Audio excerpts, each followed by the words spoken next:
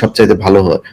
তা আমি বললাম, মনে করেন শেখ হাসিনা 2 বছর পরে বাংলাদেশে ক্ষমতায় আসলো আবার, আপনি আইন না, মনে করেন জাতিসংঘের যদি রেজুলেশন দিয়েও যদি আপনি এটা করেন যে আওয়ামী লীগ নিষিদ্ধ, আপনি কি সেটাকে রাখতে পারবেন? তা আপনি এত আইন দেখাচ্ছেন কেন এখন?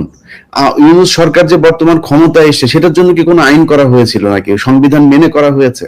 সেনা প্রধানের কোনো ক্ষমতা আছে কোনো কিছু করা, কাউকে ডেকে নিয়ে এইভাবে রাজনৈতিক কার্যক্রম করা? নাই তো, সবই তো বেআইনি ভাবেই করা হয়েছে। তো এইটার জন্য শুধু আইনি পদক্ষেপ কেন লাগবে? চুপ্পুকে সরাইতে পারা যাবে না কেন? এখনো আওয়ামী লীগের যারা বিভিন্ন জায়গায়, পুলিশ প্রশাসন এখন সবাই ত্যাগী। বিজয় যে বিষয়টি নিয়ে দাবি করছিলেন,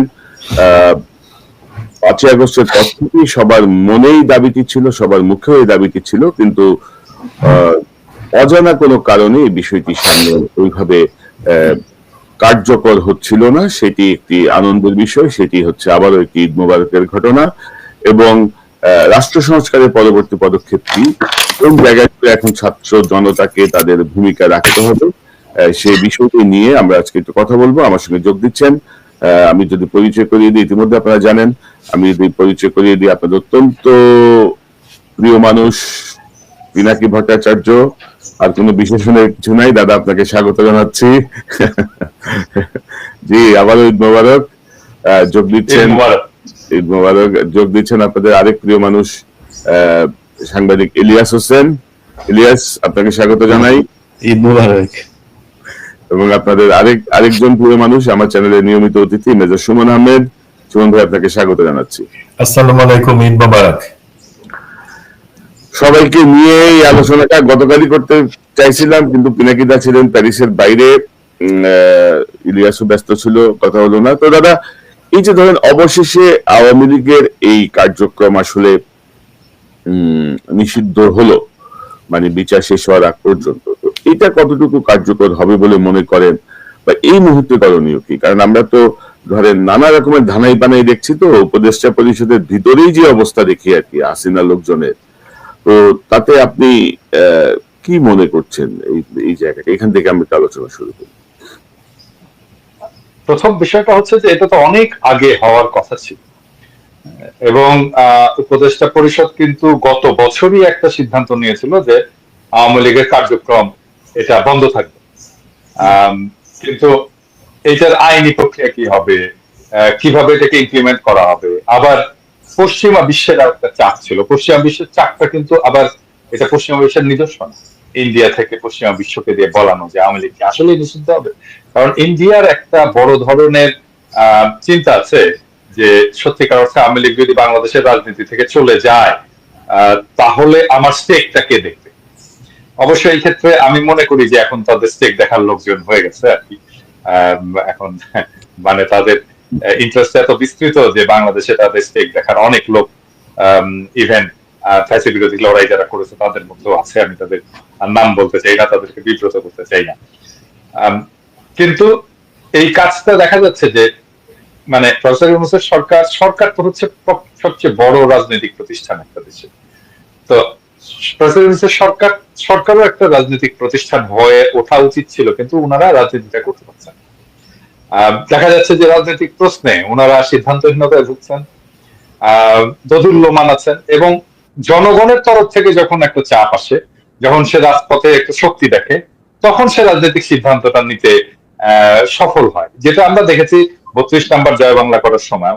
এবং তারপরে এখানেও দেখলাম যে জনতা যখন রাস্তায় নামলো, সেই সময় তারা একটা স্ট্রং পলিটিক্যাল পজিশন নিতে বাধ্য হলো বা নিতে সাহসী হয়ে উঠলো।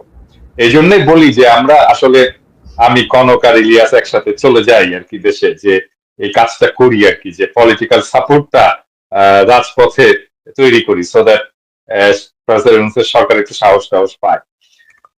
আমার মনে হয় যে যেটুকু এখন অগ্রসর হয়েছে সেটা ভালো হয়েছে, এবং যেই পলিটিক্যাল অ্যালায়েন্সটা গড়ে উঠেছে রাজপথে এই আওয়ামী লীগ নিষিদ্ধের প্রশ্নে, সেটা একটা খুবই গুরুত্বপূর্ণ বিষয়। এবং আমি এটা মনে করি এটা মার্চ ফর গাজার সাবসিকুয়েন্ট স্টেপ, যেখানে যেই রাজনৈতিক শক্তিটা গড়ে উঠছে একটা ফ্যাসি বিরোধী, পিওর রাইট ন্যাশনালিস্ট এবং স্ট্রং, আমি যেটা বলবো যে close to our religious culture, এরকম একটা পলিটিক্যাল ফোর্স তৈরি হয়ে উঠছে, এবং এই পলিটিক্যাল ফোর্সের মধ্যে আমরা এখানে ছাত্রদেরকে পেয়েছি, এনসিপি কে পেয়েছি। এটা আমাদের একটা খুবই বড় অর্জন হয়েছে যে আমাদের একটা প্ল্যাটফর্ম তৈরি হয়েছে, যে প্ল্যাটফর্মের উপরে ভর করে আমরা ভবিষ্যতে রাজনীতির পথে অগ্রসর হব, এবং আমার মনে হয় এটাই আগামী বাংলাদেশের নেতৃত্ব দেবে, এই প্ল্যাটফর্মটাই বাংলাদেশের আগামী নেতৃত্ব। দাদা আমি আবার আসছি আপনার কাছে। দাদা আপনার সাউন্ডে একটু আনক্লিয়ার মনে হচ্ছে আমার কাছে, হয়তো মাইক্রোফোনের জটিলতা বা অন্য কোনো কিছু। আপনি একটু যদি রিমুভ করে আবার ইয়ে করেন মাইক্রোফোনের পয়েন্টটা আর কি। আমি আবার ঢুকছি তাহলে। তো ইলিয়াস একটু আপনার কাছে শুনি, এই যে ঈদ মোবারক আওয়ামী লীগ যে কার্যক্রম যে নিষিদ্ধ হলো, আসলে কতটুকু কার্যকর হবে বা এই মুহূর্তে আপনি কি মনে করছেন, আপনার পর্যবেক্ষণটা কি? কনক ভাই, আপনি সবাইকে ঈদ মোবারক। আগে আপনি কালকে জ্যাকসন হাইটে ছিলেন। বৈষম্য বিরোধী আন্দোলনের যারা এখানে কাজ করেছেন তাদের নেতৃত্বে বিএনপি, জামাতের লোকজনও ছিল, আপামর জনতা এখানে তাদের ব্যানারে সেখানে গিয়েছিল। মূলত যুক্তরাষ্ট্রে আসলে যে ব্যানারে আসলে এখানে বিএনপির লোকজনই বেশি ছিল, এবং সেই আনন্দ মিছিলের সামনে এসে আওয়ামী লীগ, এখানে আওয়ামী লীগের শুধু যে টোকাই শ্রেণীর কয়েকজন ছিল এরকম না, আওয়ামী লীগের প্রেসিডেন্ট ছিল, যুক্তরাষ্ট্র আওয়ামী লীগের সভাপতি সিদ্দিকুর রহমান ছিলেন, এবং আরো অনেক তাদেরকে এখানকার যে নেতৃত্ব স্থানীয় যারা সবাই ছিলেন, তারা এখানে বিএনপির নারীদের গায়ে হাত দিয়েছেন, ধাক্কাধাক্কি করেছেন। সেটা নিয়ে পুলিশ রিপোর্টও হয়েছে আমি যতটুকু জানি। তো একটা জিনিস চিন্তা করেন কনক ভাই, আপনি যখন এখানে ছিলেন, আমাদের এখানে যে কজন আছে সবার পরিবারের উপরেই ছোটখাটো হয়েছে, কিন্তু সরাসরি যদি বলি পরিবারের সদস্যদের উপরে আপনার বোনকে ধরে নিয়ে গিয়েছেন। আমি যেদিন 21 টেলিভিশনের চেয়ারম্যান যেদিন জেলে যান, সেদিন আমার ছোট ভাই বাংলাদেশের একটা বেসরকারি টেলিভিশনে সাংবাদিকতা করতো, সেই রাতেই তাকে এখান থেকে স্যাক করা হয়েছে, এবং সে অফিসে যায়নি। তার সেই বেতন ভাতা সেই জিনিসগুলো আপনার ফেরত দেওয়া হয়নি এখন পর্যন্ত। আপনার বোনকে ধরে নিয়ে যাওয়া হয়েছে। পিনাকি ভট্টাচার্য, ওনার পরিবারের উপরেও নানান ধরনের নির্যাতন এগুলো করা হয়েছে। তো ধরেন আমরা আমাদের পরিবারের উপরে যত ধরনের নির্যাতন, অত্যাচার, আইনি নানান ধরনের মামলা তো অভাব নাই, সেগুলো এখনো আছে, সেগুলো করা হয়েছে। কিন্তু আওয়ামী লীগ যে এই যে বাইরে বসে বসে তারা এত ধরনের ষড়যন্ত্র করছে, এবং আপনি দেশের ভেতরেও যদি চিন্তা করেন, আমি অনেকগুলো ওদের ইন্টারনাল গ্রুপ যেগুলো আছে সেগুলো আমাকে বিভিন্ন সংস্থা থেকে যখন দেয়, সেগুলো আমি আমার ফেসবুক, ইউটিউবে পোস্ট করি। সেই তথ্য ধরে কিন্তু তাদেরকে ধরা সম্ভব, মোবাইল নাম্বার গুলো সেখানে থাকে, এটা ধরে 1 মিনিটের ব্যাপার তাদের ট্রেস করা যে তারা কোথায় আছে, তাদেরকে ধরা হয় না। তো এরা দিনকে দিন এই ধরনের আস্ফালন দেখাচ্ছে বিদেশে বসে বসে। আমরা এখানে বসে অনেক কথা বলেছি, আমরা ইউটিউবে, আমরাও এখানে আমাদের যে অ্যাক্টিভিটি সেগুলো করেছি, কিন্তু কোনোদিন কারোর গায়ে হাত তুলে না, কারোর সাথে মারামারি করে না, বরং এরা ওই সময় আমাদের সাথে মারামারি করতো, এখনো করছে।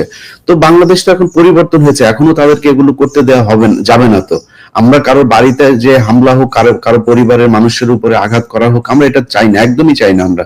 কিন্তু তাদের তো দেশে তাদের ব্যাপারে তো আইনি ব্যবস্থা নিতে হবে, এটা আমি মনে করি নেওয়া খুবই জরুরি। আর আরেকটা বিষয়, আমাদের গতকালকে আমি পরে যেটা শুনলাম যে আমাদের জুলকারনাইন, সায়ের সহ আরো অনেকেরই এই বিশেষ করে কয়েকটা টেলিভিশন চ্যানেলকে ভারতে নিষিদ্ধ করা হয়েছে। সেই সাথে আমি, আপনি, পিনাকিদা, আমাদের চ্যানেলগুলো তো নিষিদ্ধ আছেই। এখন এটার ব্যাপারে ধরেন বাংলাদেশ সরকার কি পদক্ষেপ নিয়েছে বা নিচ্ছে এখনো পর্যন্ত আমরা জানি না। এটার সুস্পষ্ট একটা ব্যাখ্যা সরকারের পক্ষ থেকে আসতে হবে। প্রথমত হচ্ছে, বাংলাদেশের মানুষ ভারতীয় টেলিভিশন চ্যানেল এই দেশে থাকুক এটা চায় না। এই দেশের মানুষের পারিবারিক যত বিশৃঙ্খলা তৈরির জন্য দায়ী হচ্ছে ভারতীয় এসব সিরিজ, ভারতীয় এসব টেলিভিশন চ্যানেল। এর বাইরেও যদি আপনি চিন্তা করেন, পৃথিবীর ভেতরে সবচাইতে বেশি প্রোপাগান্ডা ছড়ানোর মেশিন হচ্ছে এই ভারতীয় মিডিয়া। তারা কেন আমাদের সরকারের বিরুদ্ধে মিথ্যাচার করার পরেও এই দেশে চলমান থাকবে। এই ব্যাপারে সরকারকে একটা সুস্পষ্ট নিতে হবে। আর আপনি যে প্রশ্নটা করেছেন যে নিষিদ্ধের ব্যাপারে, দেখেন নিষিদ্ধের এখানে আমি আমার যাদের যাদের সাথে আলাপ হচ্ছিল, যারা এটার সাথে ছিলেন, তাদের অনেকের সাথেই কথা হচ্ছিল, এবং আমাদের একটা আলটিমেট টার্গেট ছিল যে আমি তাদেরকে যেটা বলেছিলাম যে ভাই, হতে পারে সরকার এখানে কোনো কিছুই করবে না, কিন্তু তারপরে একটা মেসেজ সরকারকে দিতে হবে যে ভবিষ্যতে তারা যেন এই আওয়ামী লীগকে নিয়ে কোনো ধরনের নতুন করে নির্বাচনে আনা আওয়ামী লীগকে রাজনৈতিক কর্মসূচি পালন করতে দিতে হবে। আরেকটা অন্য ওই যে ওয়াকার যে ধরনের আওয়ামী লীগ আনতে চেয়েছে, রিফাইন আওয়ামী লীগ, এই ধরনের কথাবার্তা যেন বলতে না পারে, এই ধরনের একটা মেসেজ তাদেরকে দেয়া। সো আমার মনে হয় তার চাইতে অনেক বেশি কিছু হয়েছে। তারপরেও ধরেন যদি আপনি মনে করেন আওয়ামী লীগকে নিষিদ্ধের চিন্তা করা যায়, আর যে দাবিটা উঠেছিল সেটা করাতে সমস্যা কোথায় ছিল? অনেকেই আমাকে একজন বিএনপির খুব উচ্চ পর্যায়ের একজন নেতা বলছিলেন যে ইলিয়াস দেখো, এটা আমার মনে হয় আইনগতভাবে হলেই সবচাইতে ভালো হয়। তা আমি বললাম, মনে করেন শেখ হাসিনা 2 বছর পরে বাংলাদেশে ক্ষমতায় আসলো আবার, আপনি আইন না, মনে করেন জাতিসংঘের যদি রেজুলেশন দিয়েও যদি আপনি এটা করেন যে আওয়ামী লীগ নিষিদ্ধ, আপনি কি সেটাকে রাখতে পারবেন? তা আপনি এত আইন দেখাচ্ছেন কেন এখন? ইউনূস সরকার যে বর্তমান ক্ষমতায় এসেছে সেটার জন্য কি কোনো আইন করা হয়েছিল নাকি? সংবিধান মেনে করা হয়েছে? সেনা প্রধানের কোনো ক্ষমতা আছে কোনো কিছু করা, কাউকে ডেকে নিয়ে এইভাবে রাজনৈতিক কার্যক্রম করা? নাই তো, সবই তো বেআইনি ভাবেই করা হয়েছে। তো এইটার জন্য শুধু আইনি পদক্ষেপ কেন লাগবে? চুপ্পুকে সরাইতে পারা যাবে না কেন? এখনো আওয়ামী লীগের যারা বিভিন্ন জায়গায়, পুলিশ প্রশাসন এখন সবাই ত্যাগী, বিশাল ত্যাগী, অথচ তারা আওয়ামী এখন আছে, ওসি আছে যারা কিনা আওয়ামী লীগের সময় 2-3 থানায় ওসি ছিলেন। আমি কালকে কয়েকজনের তালিকা পেলাম, তাদেরকে আবার ওসির পদে বসানো হয়েছে। তো একটা চক্র তারা এখনো চাচ্ছেন যে আওয়ামী লীগকে কোনো না কোনো ভাবে মাঠে রাখবার, আওয়ামী লীগ যাতে কোনোভাবে, এখন তো বাংলাদেশের মানুষ তো ওই জায়গাতে নেই, যে কারণে পারছে না, ইনিয়ে বিনিয়ে নানান ভাবে তারা চেষ্টা করছেন অন্তত তাদেরকে যেন নিষিদ্ধ না করে রাজনীতি করার একটা সুযোগ যাতে দেয়া হয়, এটা হচ্ছে তাদের তো আমি আমার এই জায়গায় আমার বক্তব্য খুব স্পষ্ট যে বাংলাদেশের মানুষ শেখ হাসিনা যতবার দাঁড়াতে যাবে ততবার তাকে শুইয়ে দেবে। আওয়ামী লীগকে বাংলাদেশের মানুষ গ্রহণ করার ওই জায়গাতে আর নাই। অতএব রাজনৈতিক দল, সেটা জামায়াত হোক, বিএনপি হোক বা অন্য কোনো রাজনৈতিক দলই হোক, কালকে ওই যে কাউয়া কাদেরের আরেক ভাষণ এখন বাংলাদেশে আছে, আপনার জাতীয় পার্টির কাদের কালকে বলছে তারা কোন দলের এটাতে তারা মানে না, এটা তারা বিশ্বাস করে না। সো এই ধরনের কাদেরের কিন্তু ভিডিও আছে আমার কাছে, আগে থেকে বলে রাখলাম। কাদেরের কিন্তু বহু আগেই ভিডিও ছিল, তারপরে নিয়ে আর আমি নাড়াচাড়া করি না, কারণ এটারে নিয়ে নাড়াচাড়া করার মতো জিনিস না। সো বেশি লাফালাফি করার দরকার নাই কাদের সাহেব। কাদের সহ বিএনপি, জামায়াত যারাই আওয়ামী লীগকে জায়গা দিতে চাবেন, বাংলাদেশের মানুষ তাদেরকে বরং আওয়ামী লীগের মতো নিষিদ্ধের জায়গায় নিয়ে যাবে। অঘোষিত নিষিদ্ধ হয়ে থাকবেন, মানুষের হৃদয়ে জায়গা পাবেন না। অতএব সিদ্ধান্ত আপনাদের, আপনারা জনগণের সাথে থাকবেন নাকি আওয়ামী লীগের সাথে থাকবেন, ভারতের সাথে থাকবেন, টোটালি আপনাদের উপরে। ধন্যবাদ ইলিয়াস। আসলে বিষয়টা হচ্ছে যে ধরো নর্মালি তো আমাদের রাজনৈতিক যে পরিবর্তন, বিশেষত আমরা 90 পরবর্তীতে দেখছিলাম যে একটা দল আসে, একটা দল যায়, 5 বছর পর পর মানুষ তাদের মতো করে সিদ্ধান্ত নেয় কাকে রাখবে কাকে সরাবে। তো এবার আসলে আওয়ামী লীগ যেভাবে গণহত্যা করেছে, যেভাবে গুম খুনের সঙ্গে যুক্ত ছিল 16টা বছর, এরপরে আওয়ামী লীগকে সাপোর্ট করার কোনো কারণ নাই। দাদা একটু কথা বলেন, একটু দেখি আপনার সাউন্ডের কি অবস্থা। হ্যাঁ, সাউন্ড শোনা যাচ্ছে এবার? এখন বেটার, এখন অনেক বেটার আগের চেয়ে। তো সুমন ভাই আপনার কাছে একটু আসি। আপনি যুক্ত ছিলেন সেই জুলাই আন্দোলনের আগে থেকেই, আপনি বিষয়গুলো খুব মনিটর করছিলেন, আপনি নিজেও এখানে যোগ দিয়েছেন, আপনি যুক্ত ছিলেন। পাশাপাশি আপনি হচ্ছেন বিডিআর হত্যাকাণ্ডের ঘটনার একজন ভিকটিম, আপনি নির্যাতিত। তো সবকিছু মিলিয়ে এই যে আওয়ামী লীগের যে এই যে আপনার পিনাকিদার ভাষায় জয় বাংলা হয়ে যাওয়া, মানে জয় বাংলা হয়ে যাওয়ার পথে আছে আর কি, তো কিভাবে দেখছেন এই যে নিষেধাজ্ঞা কার্যক্রমের উপর যে নিষেধাজ্ঞা, এটি আপনার দৃষ্টিতে আপনি কি মনে করেন?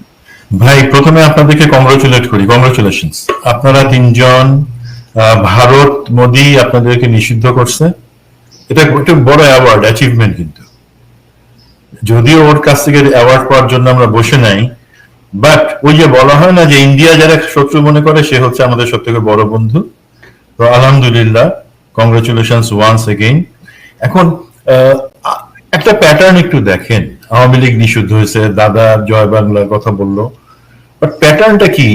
এই যে যারা গুম খুন এবং অন্যান্য অর্থ পাচার, দুর্নীতি, এই সবকিছুতে আওয়ামী লীগের সাথে ছিল, তাদের ব্যাপারে দেখবেন এই ভ্রমণে নিষেধাজ্ঞা, তাদের বিরুদ্ধে মামলা, এই জিনিসগুলা তারা যখন বাইরে সেফলি চলে যাইতেছে তারপরে হইতেছে। কিন্তু অনেকে বাইরে আছে, আমি অবাক হয়ে যাই যে তাদের পাসপোর্ট, ভ্রমণ, পরিবার সহ ভ্রমণে নিষেধাজ্ঞা দেওয়া হইতেছে। এটা কি ভ্রমণে নিষেধাজ্ঞা নাকি ফেরত আসার নিষেধাজ্ঞা, সেটা একটা বড় কোশ্চেন। আমরা এটাও জানি যে পতিতা হাসিনাকে যদিও বলা হয় পালাই গেছে, বাট তাকে অ্যাকচুয়ালি অর্কেস্ট্রেটেড ওয়েতে সেফলি একটা এক্সিট দেওয়া হয়েছে। এবং এই আওয়ামী লীগকে পুনর্বাসনের একটা পথ খোলা রেখে এবং তাকে নিষিদ্ধ করার জায়গাটা ডিলের মধ্যে ফেলে এতদিন পরে যখন করা হলো, একটু তাকায় দেখেন এর মধ্যে কি হয়েছে। এখন আওয়ামী লীগ দেশে যতটা না অ্যাক্টিভ, অবশ্যই তাদের শক্তি আছে, এটা আমি অস্বীকার করব না, বাট তারা যেই পরিমাণে টাকাগুলাকে সেফলি নিয়ে যেতে পারছে, ইভেন 2 মাস আগে পর্যন্ত তাদের আওয়ামী লীগ নেতাদের ব্যাংক অ্যাকাউন্টের টাকা বাংলাদেশ ব্যাংকে এবং অন্যান্য ব্যাংক থেকে সেটা চলে গেছে। এখন পর্যন্ত ইলিয়াস একটা প্রোগ্রামে সকালবেলা বলছেন যে শেখ হাসিনার চাচা শেখ কবির, তাকে হাজার হাজার কোটি টাকার কন্ট্রাক্ট এখনো দেওয়া হচ্ছে এবং দেওয়া হয়েছে। তো আওয়ামী লীগকে গায়েগতরে যে শক্তিটুকু, সেই শক্তিটুকু কিন্তু মাসলটাকে তাকে বাড়ানোর সুযোগ দিয়ে তারপরে সরকার, এখন আমি সরকারের এই সিদ্ধান্ত যতটুকু নিচ্ছে স্বাগত জানাই, বাট আমার অবশ্যই কোশ্চেন আছে বর্তমানে যে উপদেষ্টা বা যারা সমস্ত ক্ষমতার কেন্দ্রে, তাদের সদিচ্ছা কতটুকু আছে। তারা কি অ্যাকচুয়ালি চাইছে যে না ঠিক আছে আওয়ামী লীগ তাদের শক্তিটাকে বাইরে নিয়ে যাক, সেখান থেকে তাদের সেই শক্তি সংহত করে, শুধু আওয়ামী লীগ হিসাবে না, আওয়ামী লীগ তো এখন সরাসরি নিজে আওয়ামী লীগ হিসেবে আসবার, তারে যদি আমরা নিষিদ্ধ না করি সে আসবে না লজ্জা চোটে, বাট আওয়ামী লীগের যেই ঘুটিগুলো এখানে আছে, সেই রাজনৈতিক দল হোক, সরকারি কর্মকর্তা কর্মচারী হোক, অথবা বাহিনীর মধ্যে হোক, তাদেরকে মোটামুটি একটু আবার অক্সিজেন দিয়ে তাদেরকে তাজা করি, সেই তাজা করার সময়টা নেওয়া হয়েছে। সেই সময় নিয়ে তারপর এখন আমাদেরকে বলা হচ্ছে যে একটা প্রক্রিয়ার মধ্য থেকে তাদেরকে নিষিদ্ধ করা হবে এবং সেটা একটা সম্ভাবনার কথা বলা হয়েছে। সেই পর্যন্ত তাদের কার্যক্রম বন্ধ থাকবে। আওয়ামী লীগের কার্যক্রম কি বাংলাদেশে কতটা আছে? আওয়ামী লীগের কার্যক্রম তো এখন মেইনলি ভারতে, তাদের দাদার বাড়িতে বসেই হচ্ছে। যুক্তরাষ্ট্র আওয়ামী লীগের গতকালকে সভার কথা, মানে কাজের কথা ইলিয়াস বললেন, ইউকেতে দাদা বলতে পারবেন, প্যারিসে হয়তো তারা সংঘবদ্ধ না, বাট যুক্তরাজ্যে আমরা দেখতে পাচ্ছি তারা কতটা শক্তি সংহত করতেছে। তারা এর মধ্যে দুতিয়ালির কাজগুলো সমস্ত কিছু করতেছে। এখন আমরা যদি এই নিষিদ্ধের কাজটা যেটা সময় মতো করতে পারতাম, তাহলে সুবিধা হতো কি, আমরা ডিপ্লোম্যাটিক্যালি বাকি দেশগুলাকে, আমাদের যারা কূটনৈতিক চ্যানেলে যারা আছেন তাদেরকে বলে দিতে পারতাম যে ভাই এরা একটা নিষিদ্ধ সংগঠন, তোমরা তাদেরকে তোমাদের মাটিতে প্যাট্রোনাইজ করো না, বা তাদের নাম করে তাদের বিদেশি বা ছায়া সংগঠন যেগুলো আছে তোমরা তাদেরকে প্যাট্রোনাইজ করতে পারবে না, বা সেই শক্তির জায়গাটুকু আমরা করতে দিছি। এবং এখন আজকে যখন তাদেরকে নিষিদ্ধ করার জায়গায় আসছে, একটা বাধ্য হয়ে আসছে, সরকার নিজে থেকে করে নাই, তার সদিচ্ছা থেকে সময় মতো করে নাই, আমাদের চাপে পড়ে করছে, জনতার চাপে পড়ে করছে। তো আমি মনে করি এটা তাদের শুধুমাত্র একটা গা বাঁচানোর জায়গা। আমি সাধুবাদ জানানোর সাথে সাথে আমি অনেকটাই স্কেপটিক্যাল যে তারা এটা সদিচ্ছা থেকে করছেন কিনা, এবং পরবর্তীতে রাজনৈতিক পালাবদল বা নির্বাচন যাই হোক না কেন, যদি আমরা সংস্কারটুকু কমপ্লিট করতে না পারি, সেখানে ওই শুধুমাত্র দলকে নিষিদ্ধ করে আমি এই আওয়ামী ফ্যাসিবাদ বা এই গুম খুনের সেই কালচারকে ঠেকাইতে পারবো না। সরি, আমি খুব অপটিমিস্টিক হতে পারলাম না, বাট এটা আমার একদম নির্মোহ একটা উপলব্ধি। জি সুমন ভাই, আমি আপনার কথার সাথে একমত। কারণ ধরেন যে জায়গাগুলো আমরা দেখছি, গতকাল থেকে একটি স্ক্রিনশট বিভিন্ন জায়গায় ঘুরে বেড়াচ্ছে যে দলীয় বিচার কার্যক্রম শেষ না হওয়া পর্যন্ত দলীয় কার্যক্রম চালাতে পারবে না আওয়ামী লীগ, উপদেষ্টা পরিষদের সিদ্ধান্ত। এটি হচ্ছে 5 সেপ্টেম্বর 2024-এর একটা সংবাদ। যেটি আসলে উপদেষ্টা পরিষদের সিদ্ধান্ত না, পরে আমি ইন করে দেখলাম যেটা উপদেষ্টা পরিষদের সিদ্ধান্ত না, এবং যুগান্তরের এই এই পত্রিকাটা পাওয়া যায় নাই, কিন্তু বিবিসিতে এই সংক্রান্ত একটা খবরের ইয়ে ছিল, যেটি তারা বলছে যে যুগান্তরের প্রথম পাতার খবর, বিচারের আগে ফ্যাসিবাদীদের পুনর্বাসনের সুযোগ নেই, এবং সেখানে আসলে তারা উপদেষ্টা আসিফ মাহমুদের একটি বক্তব্যকে কোট করেছে, এবং আসিফ মাহমুদ তখন, এটা আসলে তার নিজের মন্তব্য ছিল, যদিও বলা হচ্ছে যে উপদেষ্টা পরিষদের মিটিং এর পরে এসে তিনি বলেছেন এই কথাগুলো, যার ফলে একটু বিভ্রান্তি তৈরি হয়েছিল। যে আসিফ বলেছেন যে ফ্যাসিবাদী শক্তি, পরাজিত শক্তিকে বিভিন্নভাবে পুনর্বাসনের কর্মসূচি দেখা গেছে।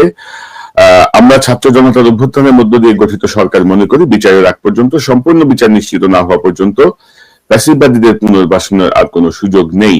তো এটি নিয়ে নানা রকমের কথা আসছে, যে